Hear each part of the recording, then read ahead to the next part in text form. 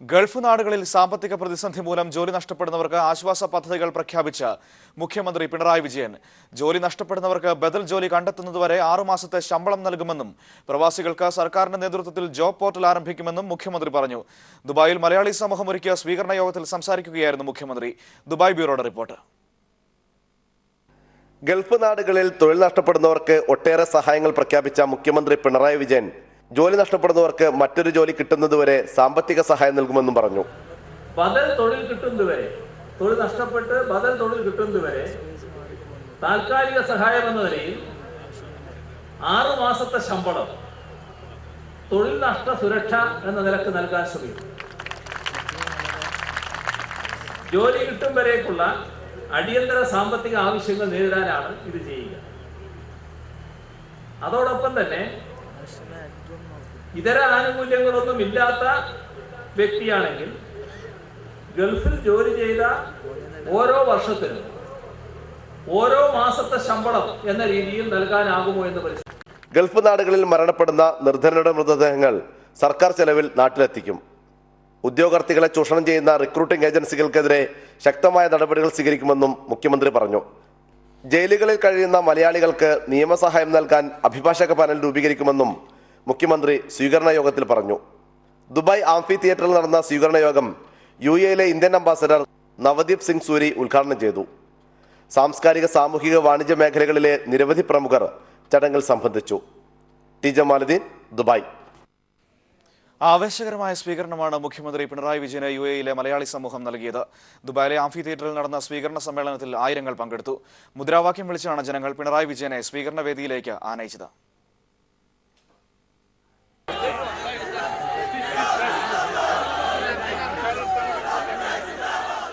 പ്രവാസി മലയാളികൾ അനുഭവിക്കുന്ന പ്രശ്നങ്ങളെക്കുറിച്ച് ആഴത്തിൽ സംസാരിച്ച മുഖ്യമന്ത്രി പിണറായി വിജയൻ പ്രവാസികൾക്കായി നിരവധി ആശ്വാസ പദ്ധതികളും പ്രഖ്യാപിച്ചു. UAE മലയാളി സമൂഹത്തിന്റെ നേതൃത്വത്തിലാണ് ദുബായ് ആംഫി തിയേറ്ററിൽ മുഖ്യമന്ത്രി പിണറായി വിജയന് സ്വീകരണമൊരുക്കിയത്. ആംഫി തിയേറ്ററിലേക്ക് പിണറായി വിജയൻ കടന്നു വന്നപ്പോൾ UAE വിവിധ എമിറേറ്റുകളിൽ നിന്നും മറ്റ് ഗൾഫ് രാജ്യങ്ങളിൽ നിന്നും എത്തിയ ആയിരങ്ങൾ അഭിവാദ്യങ്ങളോടെ എതിരേറ്റു.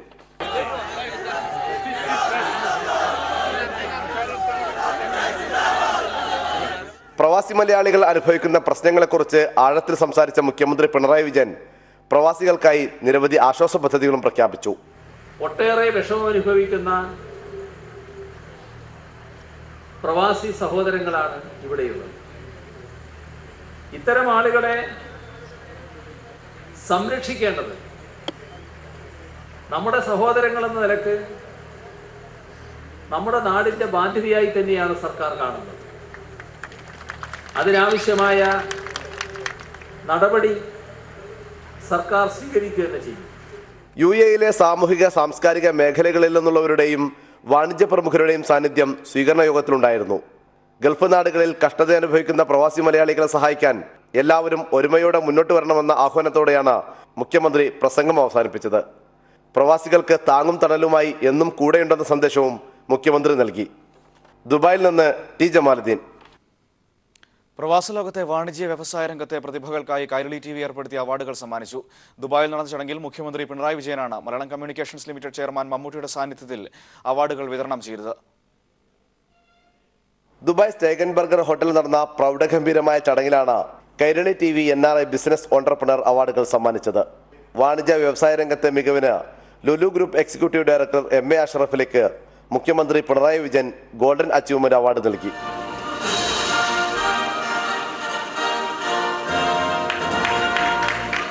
സ്പെഷ്യൽ അച്ചീവ്മെന്റ് അവാർഡിന് അർഹനായ universal hospital managing director doctor Shabeer നെല്ലിക്കോടും മുഖ്യമന്ത്രിയിൽ നിന്ന് അവാർഡ് ഏറ്റുവാങ്ങി.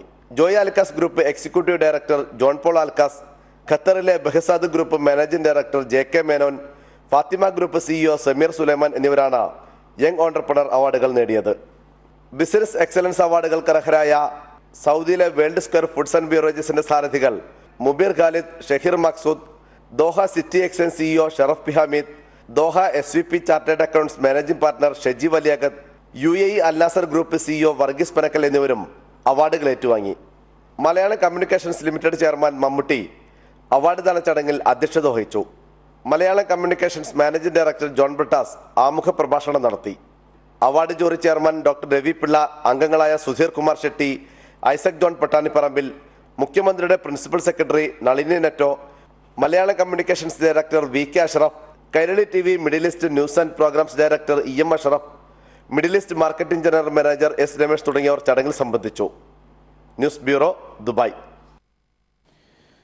UAPA കാപ്പ നിയമങ്ങൾ സംസ്ഥാന സർക്കാർ അംഗീകരിക്കുന്നില്ലെന്ന് മുഖ്യമന്ത്രി. പോലീസ് സംസ്ഥാന സർക്കാരിന്റെ നിയന്ത്രണത്തിലല്ലെന്ന വിമർശനങ്ങൾ മുഖ്യമന്ത്രി തള്ളിക്കളഞ്ഞു. പോലീസ് സർക്കാരിന്റെ നിയന്ത്രണത്തിലല്ലെന്ന വിമർശനത്തെ തള്ളിക്കളഞ്ഞ മുഖ്യമന്ത്രി പോലീസിനെതിരെ ഉയർന്ന വിമർശനങ്ങൾ പരിശോധിക്കുമെന്ന് പറഞ്ഞു.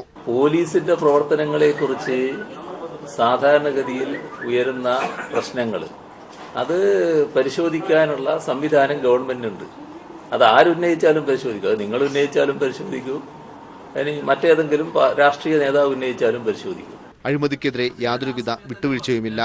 കാപ്പയും UAPAയും രാഷ്ട്രീയ എതിരാളികൾക്കെതിരെ ഉപയോഗിക്കരുത്. ഞങ്ങള് ജനാധിപത്യ അവകാശങ്ങൾ ഒരു തരത്തിലും നിഷേധിക്കാൻ പാടില്ല എന്ന ശക്തമായ അഭിപ്രായത്തിൽ നിൽക്കുന്നതാണ്. അതുകൊണ്ട് തന്നെ രാഷ്ട്രീയ പ്രതിയോഗികൾക്കെതിരെ കാപ്പ ഉപയോഗിക്കുക, അതിനോട് ഒരു തരത്തിലും യോജിക്കാനാവില്ല. UAPAയോട് നേരത്തെ തന്നെ വിയോജിപ്പ് ഞങ്ങൾ പ്രകടിപ്പിച്ചിട്ടുണ്ട്. എന്നാൽ ഒരു പ്രശ്നമുള്ളത്, ചില തീവ്രവാദ കേസുകൾ വരുമ്പോൾ ആ തീവ്രവാദ കേസുകളുമായി ബന്ധപ്പെട്ടവരെ അറസ്റ്റ് ചെയ്യുമ്പോൾ അതിന്റെ ഭാഗമായി സ്വാഭാവികമായി തന്നെ UAPA വരുന്നുണ്ട്. People TV, Gulf bureau. 2021 smart city പദ്ധതി പൂർത്തിയാക്കുമെന്ന് മുഖ്യമന്ത്രി പിണറായി വിജയൻ ദുബായിൽ വാർത്താ സമ്മേളനത്തിൽ പറഞ്ഞു. ദുബായ് സർക്കാർ കേരളത്തിൽ ടൂറിസം, ആയുർവേദം എന്നീ മേഖലകളിൽ നിക്ഷേപം നടത്തുമെന്നും മുഖ്യമന്ത്രി പറഞ്ഞു. കേന്ദ്ര സർക്കാർ പ്രവാസികാര്യ വകുപ്പ് നിർത്തലാക്കിയ സാഹചര്യത്തിൽ നോർക്കയുടെ പ്രവർത്തനം വ്യാപിപ്പിക്കുമെന്ന് മുഖ്യമന്ത്രി പിണറായി വിജയൻ പറഞ്ഞു. പ്രവാസികാര്യ മന്ത്രാലയം നിർത്തലാക്കിയത് വലിയ തിരിച്ചടി തന്നെയാണ്. അത് നമുക്ക് പ്രവാസികൾക്ക് ധാരാളം പ്രശ്നങ്ങൾ ഉണ്ടാക്കുന്നതാണ്.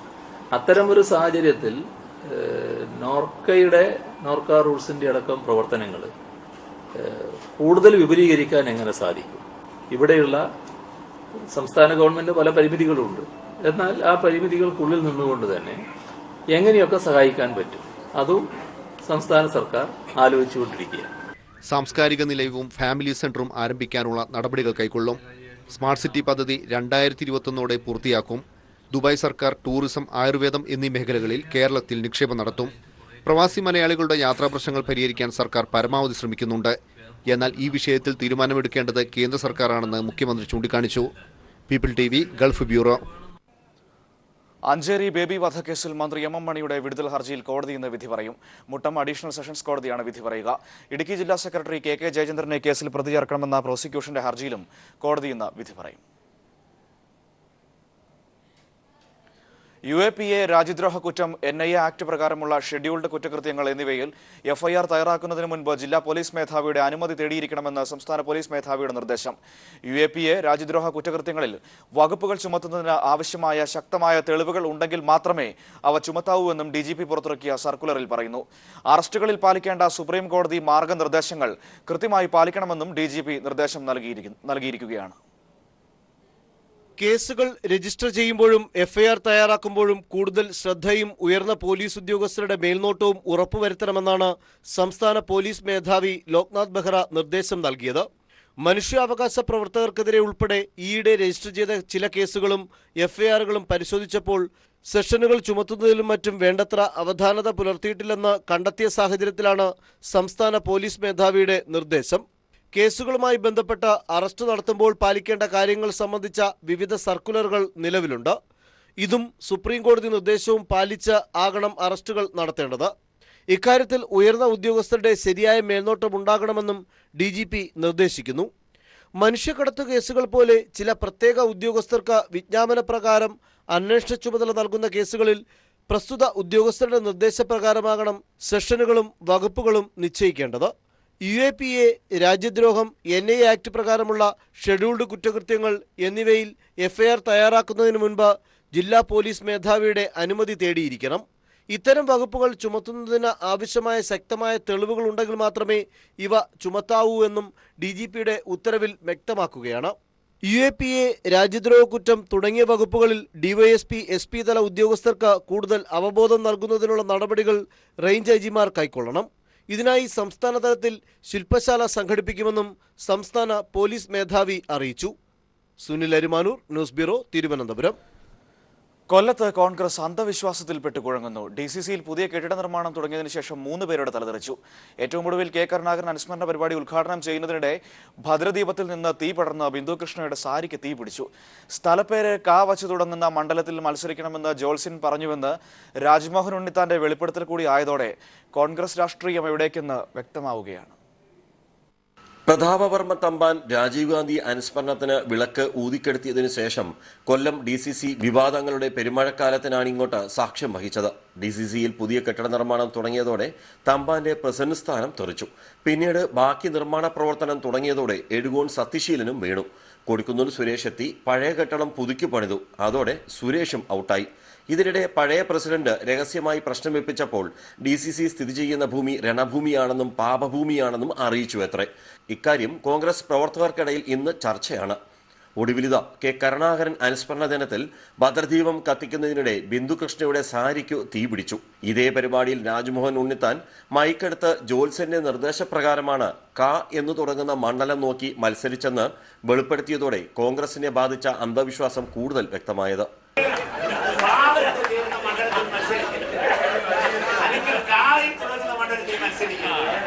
അപ്പൊ അന്ന് ഒരു ജോത്സ്യര് പറഞ്ഞു വായിൽ തുടങ്ങുന്ന മണ്ഡലത്തിൽ മത്സരിക്കുന്നു വടക്കൻ പറവൂര്.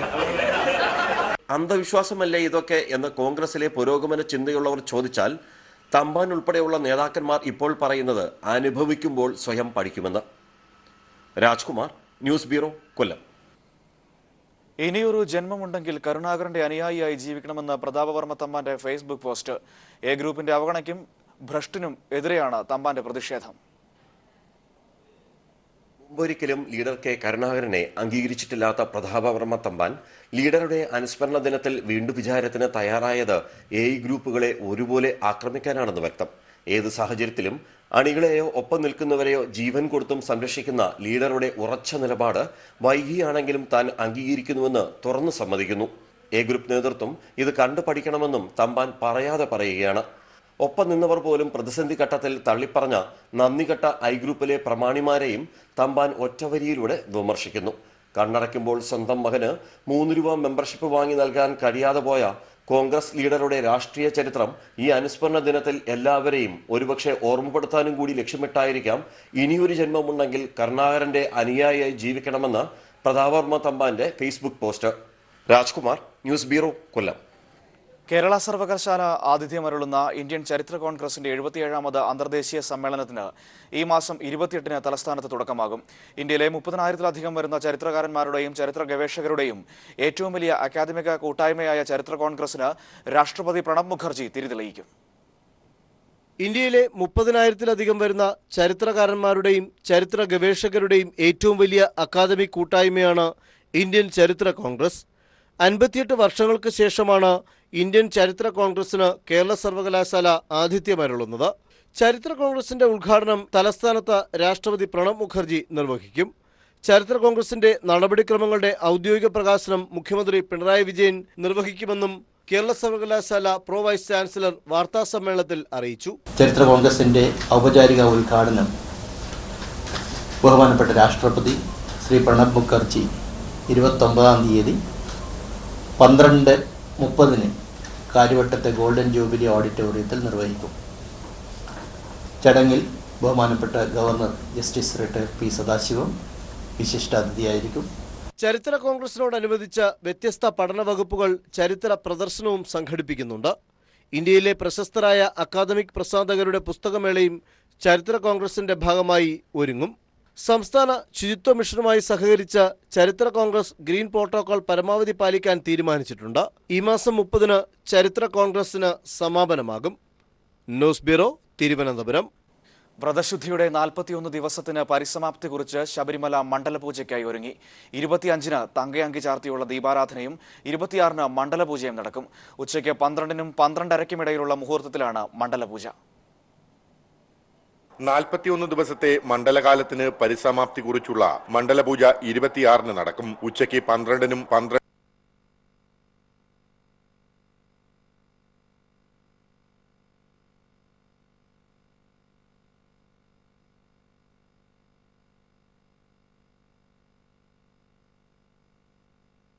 ഈ 26-ാം തീയതി 12-നും 12-15-നും ഇടയിലാണ് നടക്കുന്നത്. അതിന് മുന്നോടിയായിട്ടുള്ള ഒരുക്കങ്ങളൊക്കെ ആരംഭിച്ചു കഴിഞ്ഞു. ഡിസംബർ 25-ന് തിരുവിതാംകൂർ മഹാരാജാവ് നടക്കി വെച്ച തങ്കയങ്കി ചാർത്തി ദീപാരാധന, അതൊരു വിശേഷാൽ പൂജ തന്നെയാണത്. 22-ന് ആറന്മുളയിൽ നിന്നും തിരിച്ച തങ്കയങ്കി ഘോഷയാത്ര നാളെ പമ്പയിൽ എത്തിച്ചേരും. തുടർന്ന് സന്നിധാനത്തെത്തിക്കുന്ന തങ്കയങ്കി ചാർത്തിയുള്ള ദീപാരാധന നടക്കും. 26-ന് രാവിലെ 10 മണിയോടെ മണ്ഡലപൂജയ്ക്കുള്ള ചടങ്ങുകൾ ആരംഭിക്കും. അന്നേ ദിവസം ഉച്ചയ്ക്ക് മണ്ഡലപൂജയ്ക്ക് ശേഷം രാത്രി ഹരിവരാസനം പാടി നടയടയ്ക്കും. തുടർന്ന് മകരവിളക്ക് പൂജകൾക്കായി 30-ന് വൈകിട്ട് 5 മണിക്ക് നട വീണ്ടും തുറക്കും. News bureau, Sabarimala.